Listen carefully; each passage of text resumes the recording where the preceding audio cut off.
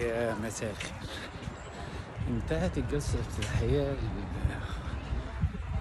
لمؤتمر جامعة الدول العربية الطارئ، والحقيقة إن في اختلاف في الوضع. في اختلاف. أولاً الحشد الدولي الكبير، الاتحاد الأفريقي بضغط من مصر والصين. طبعاً الصين لأن لها تواجد كبير وضخم ومؤثر في أفريقيا. الاتحاد الأوروبي نكاية في أمريكا والسياسة الأمريكية والضغط على زيلينسكي. الحقيقة برضو ورقة ضغط مهمة في إيد القمة العربية. لغة الخطاب، يعني للمرة الأولى اللي بشوف كل الناس متفقين على لفظ عدم التهجير في المطلق. الأول كان معظم الناس بيقولوا التهجير القسري، فرق كبير ما بين التهجير القسري والتهجير فقط. التهجير المطلق معناه التهجير القسري أو الطوعي. ومحدش يقول لي أصل الفلسطينيين مش هيسيبوا أرضهم ويمشوا بمزاجهم. يا جماعة الحقيقة إن اللي عنده حبة دوشة في الشارع عايز يسيبه ويروح يقعد في حتة تانية عشان يعرف ينام.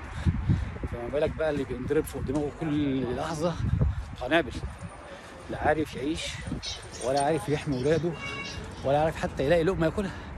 فما حدش يقول لي ان التهجير الطوعي مش وارد.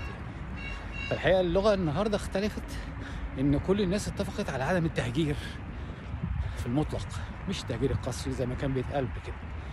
ده منهم بعض الدول العربيه كانت بتقول التهجير القسري، وده لفظ مهم جدا في الحوار. الدول العربيه ما زالت يعني متمسكه بالحلول السياسيه.